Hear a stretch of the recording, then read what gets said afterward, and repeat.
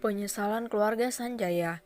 Mama Ara yang melihat video tentang pembulian Ara langsung menangis histeris. Ia tak menyangka putri yang ia acuhkan ternyata amat tersisa hidupnya. Ara adalah anak yang kurang kasih sayang dari orang tua. Mama Ara akhirnya mengerti mengapa Ara mengurung diri di dalam kamar dan mengapa juga Ara tidak ingin bersosialisasi dengan dunia luar. Itu sebabnya ia takut bila keluar rumah ia dibully. Begitu juga keluar dari kamar percuma saja karena setiap harinya rumah kosong tidak ada siapapun. Karena Mama Ara sibuk dengan teman-teman sosialitanya, begitu juga dengan Malik yang notabene gila kerja. Sungguh yang paling tersiksa adalah Ara dalam hal ini. Di saat ia tersakiti tidak ada yang menghiburnya, bahkan keluarganya sendiri ikut menyalahkan Ara akan apa yang terjadi. Gadis polos dan lugu itu harus memikul beban yang berat dalam hidupnya. Beban yang berat itu adalah keegoisan dari keluarganya sendiri. Malik adalah seorang dokter, namun tak sekalipun ia peduli bila Ara sakit. Ia hanya menunjukkan kotak obat yang telah disiapkan olehnya. Kalau kamu sakit, ambil aja obat di kotak P3K, karena ayah sudah menyiapkan segala jenis obat-obatan. Jangan hubungi ayah karena ayah sibuk ngurusin pasien. Jangan jadi anak manja, kamu harus kuat dan mandiri, ujar Malik. Ara, kalau kamu lapar minta aja sama pelayan di rumah karena bunda sibuk mau bertemu dengan teman arisan bunda. Jangan hubungi bunda kalau tidak ada yang penting untuk dikatakan, ujar Mama Ara. Kenapa Sel, kenapa kamu melakukan itu pada Ara? Hiks, apa salahnya? Teriak Mama Ara menangis histeris. Malik langsung merengkuh istrinya itu. Sally cemburu pada Ara, Tan. Ara lebih pintar dari Sally. Kalian selalu memanjakannya sedangkan Sally hanya kalian anggap sebagai orang luar. Makanya Sally membuli Ara agar tidak ada siapapun yang menyayanginya lagi. Sentak Sally mengeluarkan sifat aslinya membuat Nita terkejut. Plak, kenapa kamu membentak tantemu Sally? Teriak Nita menampar Sally. Hiks, Mama menampar Sally, ujar Sally terkejut karena Nita tak pernah sekalipun marah padanya. Itu karena kamu berani kurang ajar pada tante. Kamu salah Sally, kami berdua tidak pernah memanjakan Ara, bahkan seumur hidupnya dia tidak pernah merasakan suapan dari tangan tante, suapan dari bundanya. Kami berdua tidak sekalipun memanjakannya. Hiks, bahkan dia sakit pun tidak berani merengek pada kami, karena kami akan memarahinya. Kami melarang Ara bersikap manja bahkan dari dia berumur 5 tahun. Dia sudah terbiasa mandi sendiri dan menyiapkan pakaiannya sendiri. Tangis Mama Ara pecah dalam pelukan Malik. Mendengar kenyataan tersebut membuat Sally shock, karena yang ia lihat selama ini adalah Ara yang manja pada kedua orang tuanya. Tidak, tante bohong, bantah Sally menggeleng kepalanya tak percaya. Iya, tante bohong bahwa selama ini tante selalu menyuruh Ara agar selalu tersenyum dan berakting menjadi anak manja bila saat pertemuan keluarga. Tante tidak mau dicap sebagai mama yang buruk untuk Ara, dan kenyataannya sekarang adalah tante adalah mama yang buruk, karena tidak tahu ada racun yang mematikan berwujud manusia sepertimu di dalam keluarga kami. Tandas Mama Ara membuat Sally menutup mulutnya menahan isak tangis. Sudah cukup dramanya. Leo memutar bola matanya malas melihat perdebatan panas tersebut. Karena sekarang adalah endingnya, dan maaf Sel, karena akhir dari drama yang kau buat harus berakhir tragis dengan cara kau membusuk di dalam penjara. Lanjut Leo menyeringai. Enggak, Hiks, aku enggak mau. Tangis Sally pecah langsung bersembunyi di belakang tubuh Arya berharap Arya mau menolongnya. Pak, tolongin Sally, Pak. Hiks, Sally enggak mau masuk penjara, ujar Sally memeluk tubuh Arya dari belakang. Sedangkan Leo, dia hanya tersenyum sinis melihat Sally yang ketakutan karena sebelum dirinya datang, Leo sudah dulu menghubungi pihak polisi. Jangan ada siapapun yang berani menolongnya, karena saya tidak segan-segan ikut menjebloskan orang tersebut ke dalam penjara agar menemani anak pungut yang tak tahu diri itu. Ancam Leo membuat Arya memejamkan matanya, karena bagaimanapun perasaannya terhadap Sally sangatlah tulus. Ia begitu menyayangi Sally karena dirinya dan juga Nita tidak mempunyai keturunan. Oleh sebab itu mereka mengadopsi Sally dari jalanan. Mungkin Sally berani bertingkah seperti itu karena terlalu dimanjakan olehnya.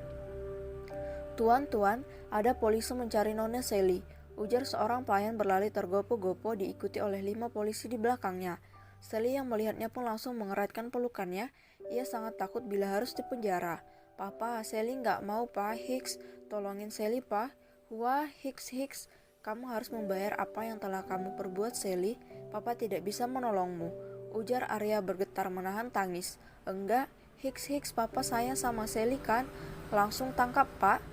Dan saya akan segera menghubungi pengacara saya serta barang buktinya nanti akan diserahkan oleh pengacara saya. Titah Leo dingin. Siap, Tuan. Polisi tersebut langsung meringkus Sally yang memberontak. Ia menangis meraung-raung memohon ampun namun tak ada yang membantunya. Tunggu, ucap kakek Ara membuat langkah polisi tersebut berhenti. Kakek, Hicks, panggil Sally senang karena berpikir kakeknya pasti akan membelanya namun, mulai hari ini, kamu bukan keluarga Sanjaya lagi. Kehadiranmu telah membawa malapetaka terhadap cucu sahku.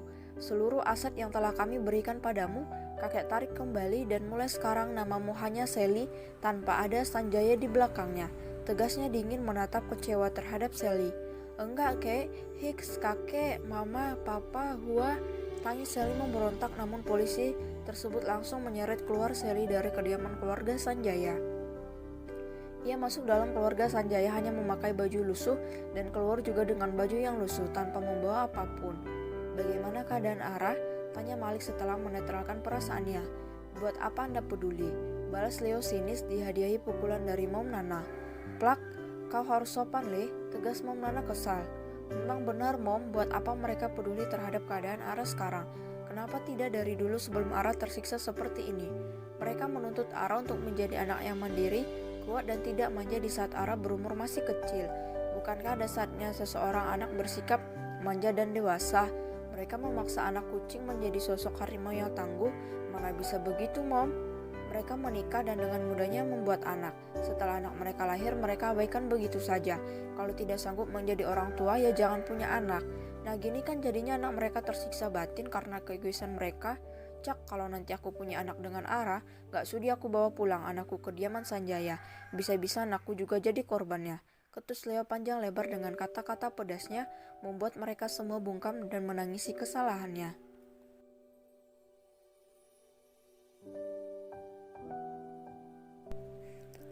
Kakak pantas untuk dicintai. Leo berjalan di koridor rumah sakit dengan senyuman terpampang di wajahnya. Karena ia bahagia, orang-orang yang sudah membuli Ara sudah dibereskan, begitu juga dengan antek-antek Sally. Diana, Mira, dan Santika juga ikut dijebloskan ke dalam penjara dengan hukum yang berlapis, yaitu melakukan tindakan kekerasan fisik dan mental serta pelecehan terhadap Ara. Sedangkan untuk keluarga Sanjaya, Leo melarang keras mereka bertemu dengan Ara terkecuali Dito. Ia ingin keluarga Sanjaya benar-benar merasa bersalah terhadap Ara karena sudah mengabaikan kehadiran istrinya itu. Pasti Ara suka dengan bonekanya. Guma melihat tersenyum senang memeluk boneka teddy bear yang sangat besar. Ia sengaja membelinya untuk Ara agar Ara merasa terhibur dan bisa melupakan kejadian buruk yang menimpanya di tadi siang.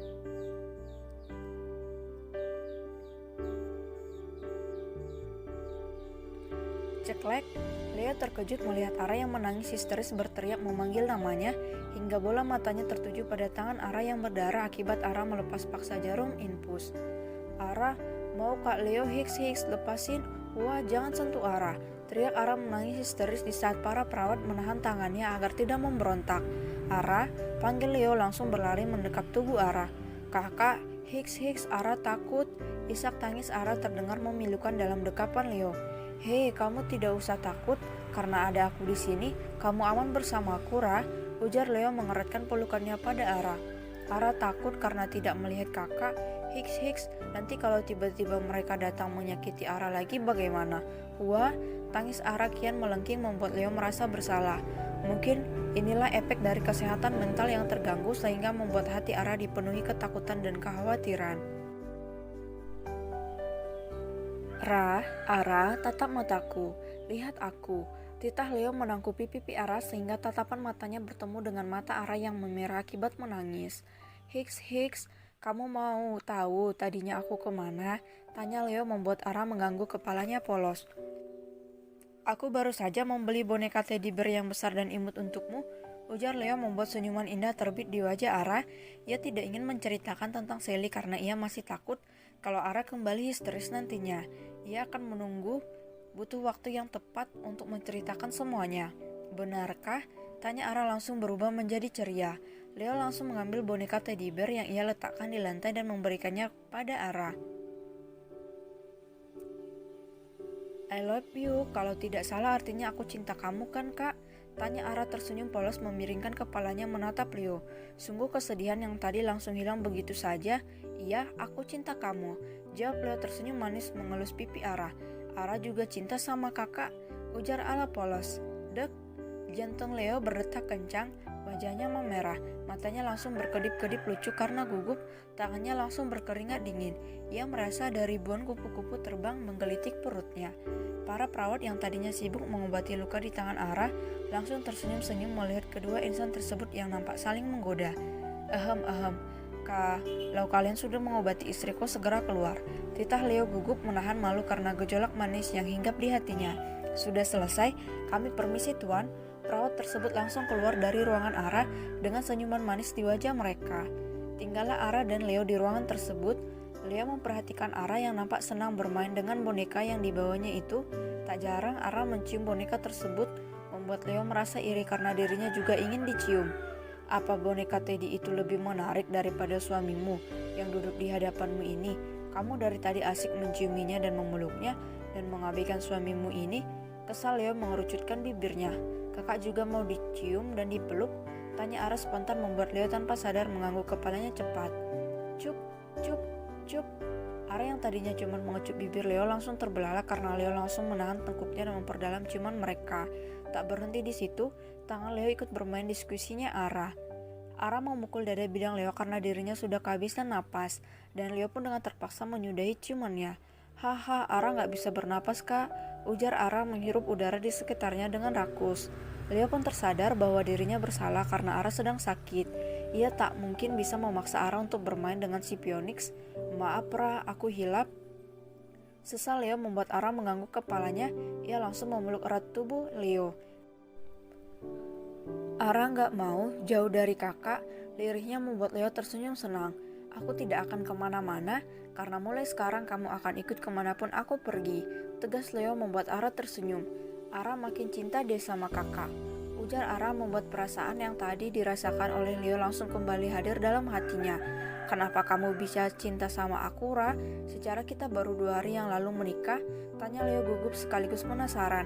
Karena kakak baik sudah mau terima segala kekurangan Ara, dan kakak tidak pernah menghina Ara karena Ara cuma tamatan SMP, dan itu semua sudah cukup untuk membuat Ara cinta sama kakak. Balas Ara mengelus rahang tegas Leo. Apakah sesederhana itu untuk membuatmu jatuh cinta, Ra? Tanya Leo menatap dalam bola mata indah Ara. Seseorang pernah mengatakan, cintailah mereka yang mencintaimu dengan segala kekuranganmu, bukan mereka yang mencintaimu karena kelebihanmu. Dan orang yang pantas untuk Ara cintai adalah kakak. Jawab Ara tersenyum manis. Dek, andai kamu tahu aku menikahimu karena paksaan, Ra, bukan karena pilihanku. Apakah kamu masih mau mengatakan bahwa kamu akan tetap mencintaiku? Dan jika suatu saat nanti kamu tahu siapa aku sebenarnya, apakah kamu mau masih menganggapku orang baik? Batin Leo tersenyum getir. Entah mengapa tiba-tiba saja Leo merasa takut bila suatu saat nanti Ara tahu siapa jati dirinya. Akankah jawaban Ara masih tetap sama seperti tadi? Bagaimana bila aku bukanlah pria baik yang seperti yang kamu pikirkan? Bagaimana kalau aku adalah pria jahat yang memakai topeng di depanmu saja? Bagaimana, Ra? Apakah kamu masih tetap mencintaiku? Tanya Leo menyatukan kening dengan kening Ara.